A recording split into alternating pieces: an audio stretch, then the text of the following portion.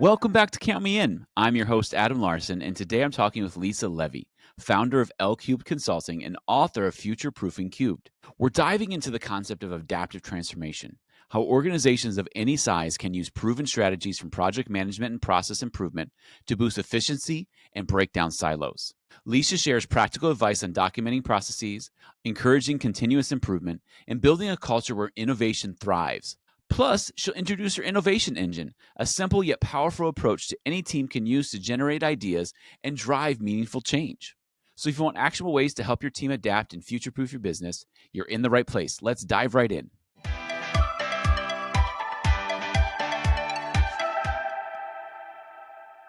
Lisa, thanks so much for coming on Count Me In. Today we're going to be talking about a number of things like adaptive transformation. And I figure the first place we could start is, could you explain the concept of adaptive transformation and how does it benefit businesses? Absolutely. So adaptive transformation is the framework that we've developed with Lcubed Consulting over the last 16 years. The framework itself relies on best practices that large corporations build teams of people around. But smaller and mid-sized businesses don't have the ability necessarily to invest the millions of dollars it takes to stand up a practice in project management, in process performance management, internal controls, or organizational change management. So with our adaptive transformation frameworks, we've taken the key pieces of those best practices and built them into a cross-functional tool set that any business can use. The main point behind the framework, right, is to allow businesses to become effective and efficient in the work that they do. Every employee, let's talk about the payroll department. Every employee should understand the work that they do and the value and benefit that it has to other teams around them. But important in that is what I do and what it means to the next person in the process flow and what it means through that and understanding all of those touch points, right? Process management. And when we're looking at processes and wanting to know if they're performing, right, we want to understand points of risk inside of a process. And that's where we can put and track our controls. Some of them may be manual controls where it's a checklist or something that a human being is observing to make sure that it's working. And sometimes they're automated controls. In a procurement process, right, a really simple example of an automated control is a three-way match. So a person needs to buy something, they create a requisition in a system. That requisition goes to the purchasing department who sources whatever it is that they're going to procure. They create a purchase order that they send to a vendor who then ships the widgets back. When that comes in, there's a receiving document on the box that says X number of items were ordered, the price was this. And if all of that matches the requisition amount, the PO amount, and the receivable, right, we now have a three-way match that means the system can pay that invoice and no human intervention is required. So, right, those are system or automatic controls that we can put in place. And in our businesses today, we use lots of them. In the IT space, there are tons of controls for access that are just everywhere and we don't even know about them. They're just there and they just work. But with the adaptive transformation framework, as we're going through and we're understanding what the process is and how it works, what happens when it needs to change? And how do we explain to people the importance of the change? And that's where the organizational change management component comes in, because human beings are inherently and naturally resistant to change. We like to do the things we know how to do, and we like to do them over and over again. It's comfortable. And we get into that routine of work. Mm-hmm.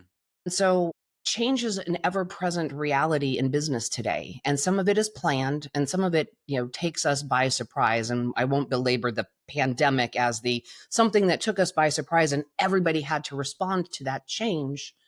But we have this every day. And I built this framework after years and years and years of having really good projects fail because we didn't take the people through the journey so that they would understand what the change is, why it's beneficial, what it means to them and their job, and even more importantly, right, what it meant to the customer of that business. And so large corporations use these 4 best practices all day, every day, and they work as silos, and they reinforce silos in large enterprise companies.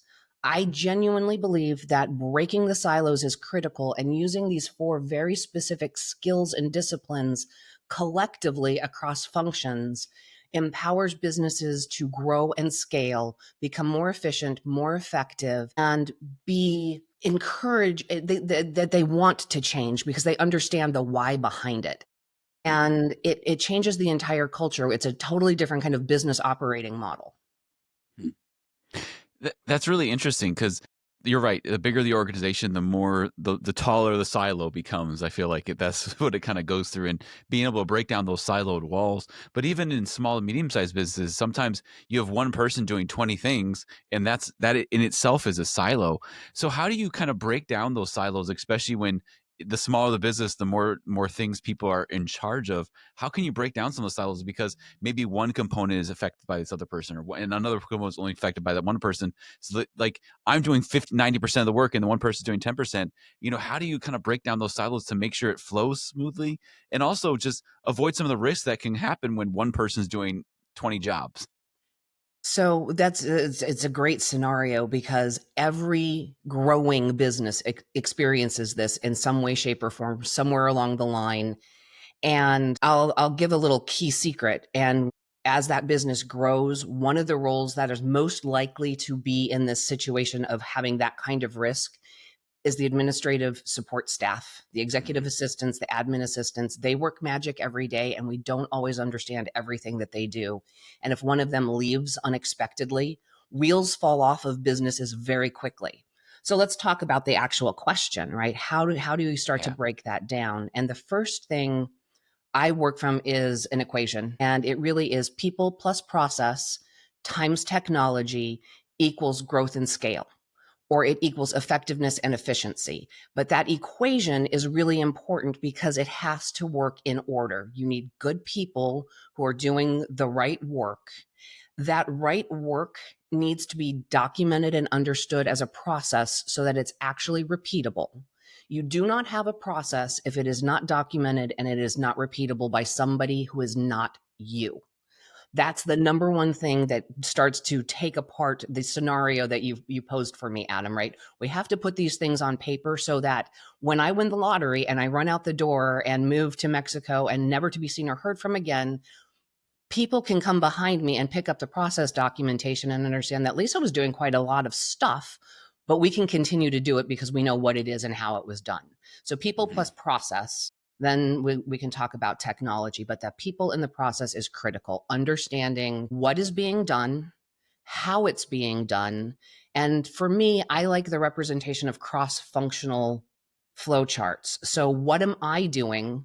What are the other teams or individuals that support me in the process? What are those handoffs and touch points? So we have those swim lanes. And so it's not all about me, right? It's all, or my role. It's all about the process. And if I'm that person who's doing 20 different things and with my superhuman, my super person cape on, once I start putting those down on paper, I am now mitigating risk to the organization holistically. Because any capable person who's been hired into this organization should be able to read those steps and work their way through it. May not be perfect the first time, but they can get through it. Yeah, they can. And it's interesting because when it comes to process documents, people can get really up in arms. Like, I don't have time to create this thing. I don't want to do this thing. But like you said, no one's going to stay at a job forever. At some point, you're going to move on, or somebody's going to move on. And you have to help look, because if you're writing down your steps, you can find better ways to do things too. Well, a great point. So, right, first step, it isn't a process until it's on paper and can be repeated by other people, right? It has to be on paper, has to be something that other people can reproduce. And then that third piece of that process is continuous improvement.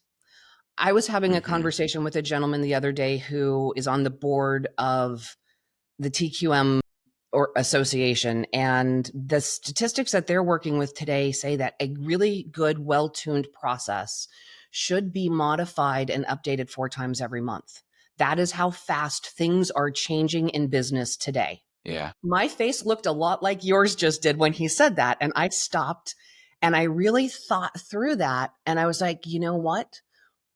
It's probably true. Not every process is going to fit into that mindset, but when most companies may touch their processes, may touch them once a year, maybe 4 times a month, once a year. Somewhere in between there is a sweet spot where you're actually improving with purpose and on purpose and actually making things better. When I was thinking about that, sometimes we do update our process on the go, but we don't update our process documentation, because you're like, oh, I did that process document 6 months ago, but actually I've changed this step, this step, this step, and this step. You are constantly improving, because if you find a better way to do something, you can slightly tweak it.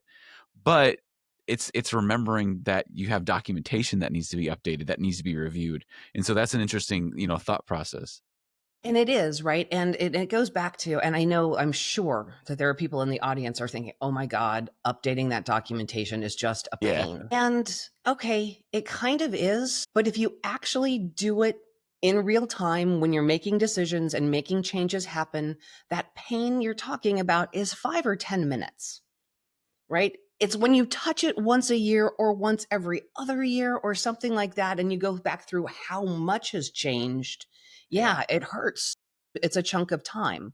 But if you really are thinking about process in the mindset of being in this continuous improvement mode, and that we should always be improving and that change is good, and that somebody takes 5 minutes to go and say, hey, we realize that step 3 is stupid and it's wasting time and energy. And if we get rid of it, oh, we also can shortcut how we get to step 7, 8, and 9.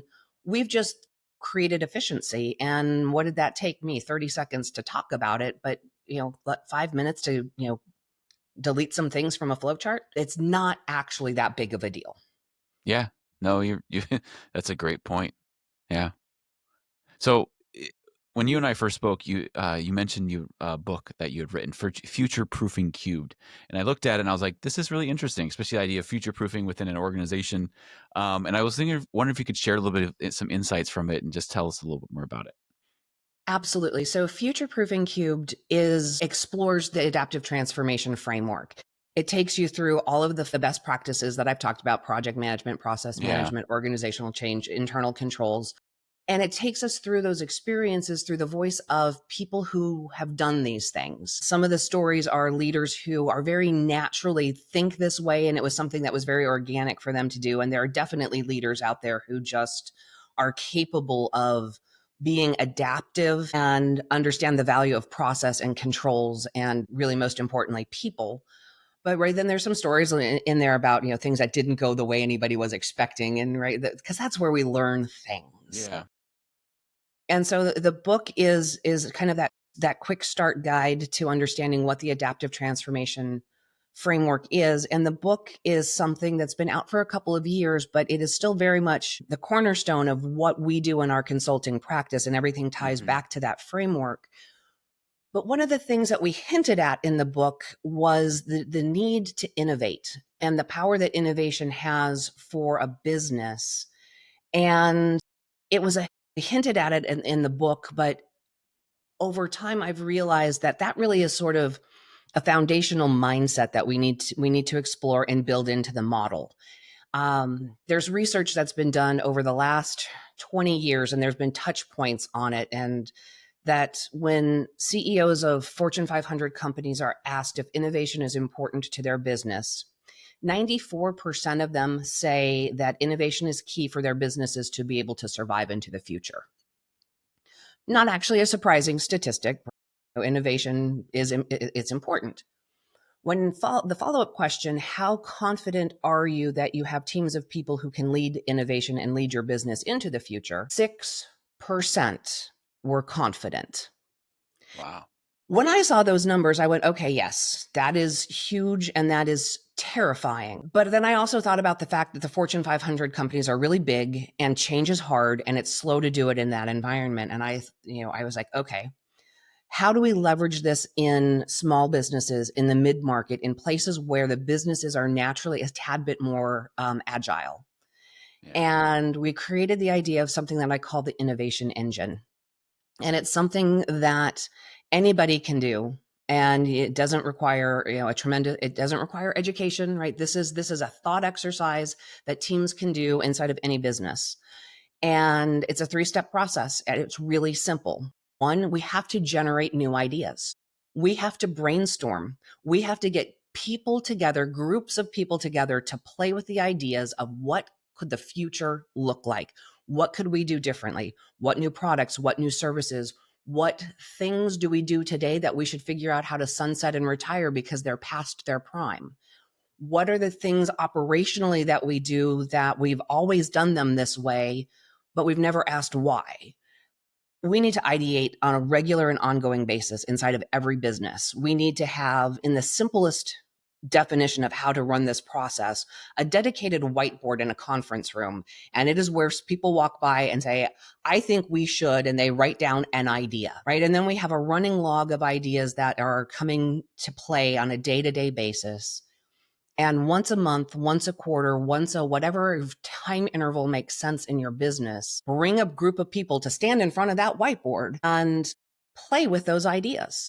And when I mean play, I mean play. This is not trying to sit there and go, that's stupid, that'll never work. No, the play is, how do we make this idea real? And as a group, do the thought exercise, bounce it around from different perspectives inside of the business, from a customer perspective, from sales, from operations, from manufacturing, whatever it is, lots of different perspectives on how could we actually make it work. When you go through this thought exercise, a few of those ideas, 1, 2, maybe, are going to sound really interesting. And people are going to go, hey, this could actually work. So now we've done a conference room prototype and we have an idea or two that we might want to spend a little bit more time with.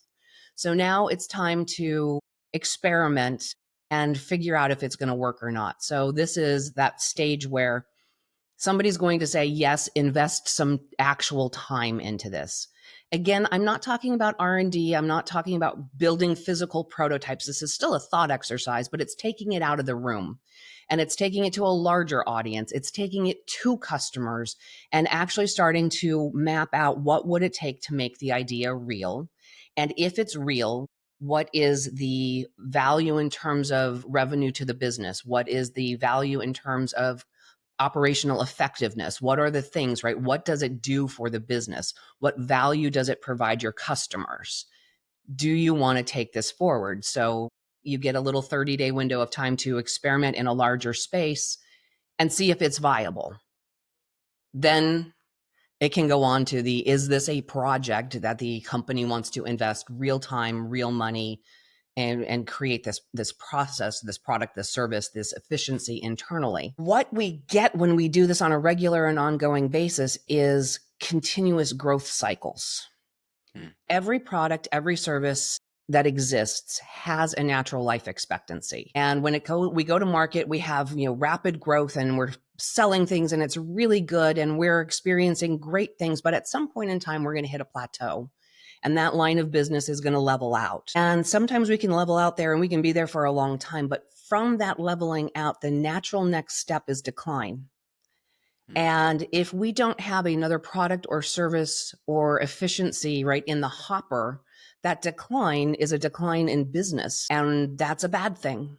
And being able to continuously innovate and have different ideas in different stages of experimentation, we have the ability, as one product, service, process, offering, whatever it is, plateaus, we can switch focus into something else that is in its growth cycle, and we can manage the plateau.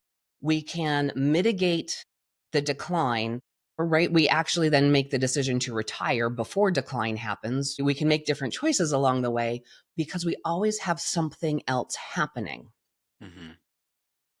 When we have disruption that's external, an economic downturn, a pandemic, anything that we weren't expecting, we're future-proofed for that because we have different things in the hopper that we can play with and offset some of those negative impacts that we weren't planning for. Innovation as part of the culture, feeding into a business that runs in an adaptive transformation mindset, these businesses can grow and scale. They can respond to market conditions far more nimbly than those that don't. And part of it has to do with that connection at the beginning, right? The people doing the right work, they understand why they're doing it. And when we've gotten really good at accepting and embracing change, When change presents itself, people face it head on with enthusiasm rather than sticking their heads in the sand and playing la la la la la la. Please, I want it to go away. We've changed everything. How long does that change take? Because going from la la la la la to yay change, it's that's not a just a 1, 2, 3 step process. No, and it does take time, right? And so the obnoxious answer to your question, Adam, it depends. Of course. It depends on the company. It depends on how many people. It depends on how quickly you get to some successes, right? So Mhm. we learn from the things that we do that don't turn out the way that we wanted to. We build enthusiasm and buy-in on success. And so I am not going to pretend that this is an easy journey, and I'm not going to pretend that every experiment is a raging success. They aren't. And Yeah. when the experiments fail, acknowledge the failure, document what you learned from it so that you don't make the same choice again in the future and move on to the next thing. But right, this starts at the top of the organization. The tone at the top, the leadership team, the leader, depending on the size of the organization, has to understand that through this whole experience, we're going to do some things that don't work out well. And that's okay because we're doing them as thought experiments. And so it's time, right? And it's thinking work that may have been invested, but it is about building momentum over time. And so it's one win to the next win to this experiment isn't going to go anywhere, but what we learned from us let us jump 3 steps ahead in something else. And so it is about building momentum. And it is about leaders creating the safety for the thought experiments to fail so that people can learn and that it is okay to admit we've given it all we can. Any more time, effort, or money in this endeavor is sunk, and there's no good reason to continue. We stop and we move on to the next thing. It is a mindset change for a lot of people, and it is not a command and control environment. This is decentralized decision making. This is believing that you have hired people who have the skills and the capabilities to perform in the role that they're in and hopefully grow into new roles, right, as their experience expands. But it is acknowledging that they are capable. Mhm. And if, as a leader, you look around at your employees and you go, I don't feel that we can do what Lisa's describing, that's a different problem. And Mhm. and it's big, but that is a cultural weakness, and that is a capability gap. And that is something that, that is a totally different scenario than we're talking about here. So what you're describing, that decentralized management style, it's kind of like you're like creating a leader who's kind of more self-reliant, is able to make actions and do things more on the fly as opposed to jump through red tape. How do you how do you go from like your more traditional where like, oh, I better ask my boss for everything to that style? Because like you said, it requires a certain amount of trust. You have to kind of build it. It's not something that you turn on over a day, but it seems like that's a better way of actually trusting your people as opposed to having to micromanage everything. Well, who wants to be responsible for every decision? It's exhausting. Yeah. And as a business grows, I mean, you can sustain that for a while, and you could create a team around you who can sustain that for a slightly longer while.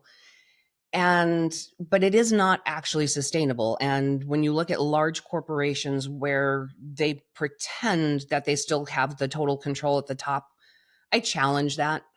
I don't believe it, right? Because there's just too much that happens. But those leaders don't trust their people. And the innovation engine practice builds that trust, and it builds the autonomy, and it builds the confidence in individuals, because anybody can have an idea and anybody can want to champion and run the experiment and figure out what's possible and what's not. And so it really sort of flips things around to a perspective of, we're going to ask our employees to perform at their best and highest level and their best capabilities and demonstrate what they want to accomplish. And when they find things that are going to add value, we're going to reward that behavior, and we're going to raise people up because of the contributions that they're making, rather than telling them what to do and how to do it, and diminishing their sense of purpose and value to the organization. This mindset puts all of the power for the future in everybody's hands. Yeah. So what does that get you as a leader? That gets you freedom from day-to-day operations. That gets you freedom to be strategic. If you are a founder business owner, that gets you the ability to take a 30-day vacation and sit on a beach and not check your email because your business can operate without you. This is powerful, and it changes the focus so that I talk about, companies at kind of three levels, right? Strategically, operationally, tactically. You are empowering operations and the individual contributors to think big and to dream what the future of this business can look like, and giving them the opportunity to help drive that.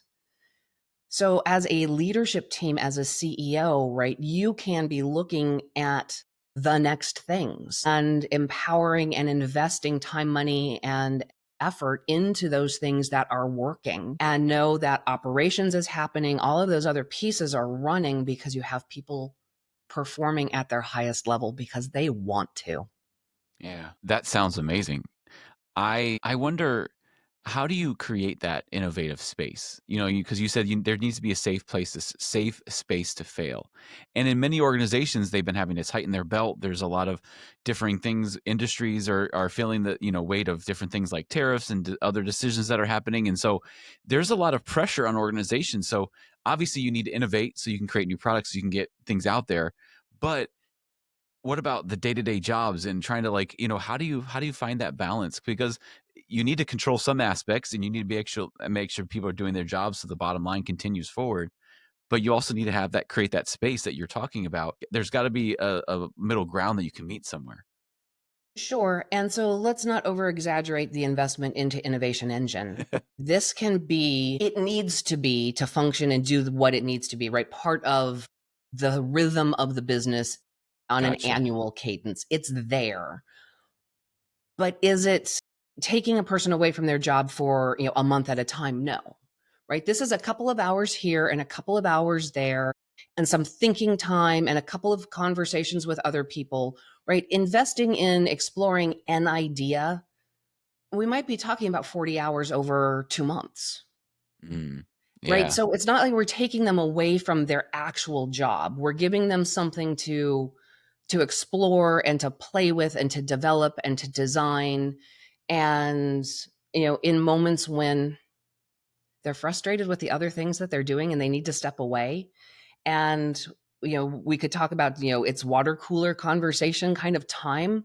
But instead Mhm. of, sitting somewhere and, talking about what's going on, it's actually now thinking time and playing with something that is intriguing to them, that is creative, that is something that they can feed off of and grow off of. It's kind of right. It's a little bit of that professional development time, but it's not saying, Adam, I am taking you off of your job as the line manager for the next 2 months, and you're going to go do this innovation engine thing. That's not the idea, right? But it's, Adam, you had this idea, and why don't you talk with your peers, and why don't you talk with your teams, and why don't you talk, right? What does it look like to put, a draft outline of, the business case? What does the Mhm. business case look like for this?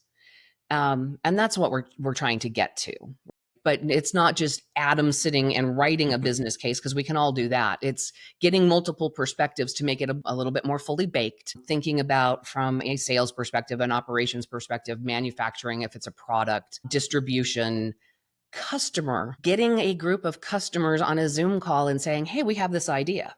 What do you think if? We can call that a customer, we could call that a focus group, we could just call that an ad hoc conversation, because we all have customers that we have good relationships with and we just want to query them. I personally like to suggest that you find customers that were very dissatisfied with something that they did with you. They didn't like a product, they didn't like the service, and you're now asking them for their input and feedback because you're going to try and do something different. Way to win some customer loyalty, right?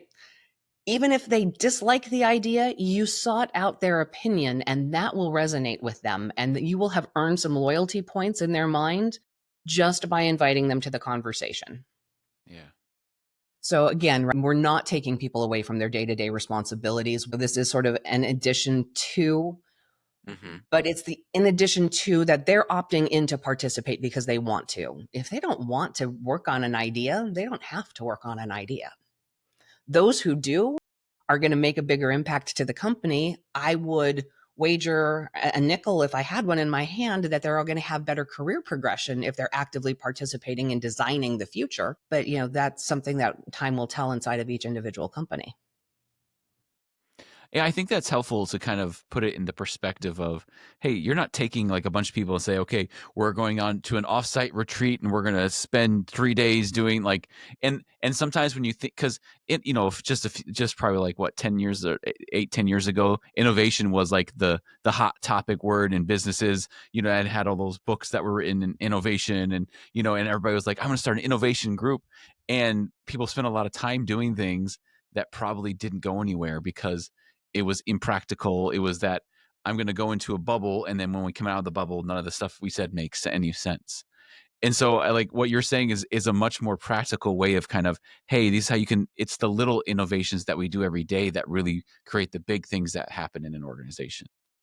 And in this practice, and I'll use the phrase practice, right? Because we're practicing through all of this. In this practice, as organizations get better at it, the innovation ideas get bigger and the impact can get bigger. And the crazy idea that, in year one was sitting on that whiteboard and everybody just kind of shied away from it because that's big and it's crazy and we're never going to be able to do something like that.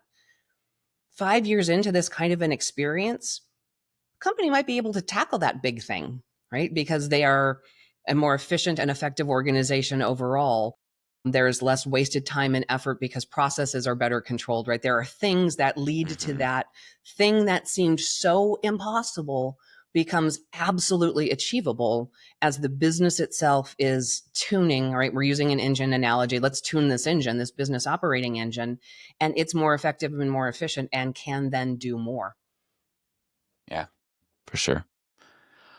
Lisa, this has been a great conversation. I feel like it's been really great talking through this with you, and I really encourage everybody to check out Lisa's website in the show notes to if you want to learn more and understand more about what she's been talking about. And just thank you so much for coming on again. Absolutely, it's been my pleasure. And Adam, I would love to make an offer to the audience, if I may. Of course. Find me on LinkedIn, Lisa L. Levy. The middle initial is important, Levy, Levy. And if this conversation resonated for you, if you're a leader who feels like you are making every decision and you are just sort of stuck in this place, your team around you isn't quite delivering yet, and you know that they want to, drop the word innovation in a message to me, and I will give you the Innovation Engine Blueprint, which sort of explains all of the things we've been talking about in a nice sort of article format.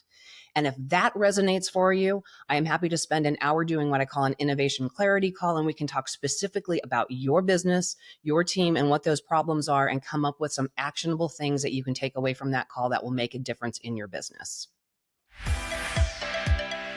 This has been Count Me In, IMA's podcast, providing you with the latest perspectives of thought leaders from the accounting and finance profession. If you like what you heard and you'd like to be counted in for more relevant accounting and finance education, visit IMA's website at www.imanet.org.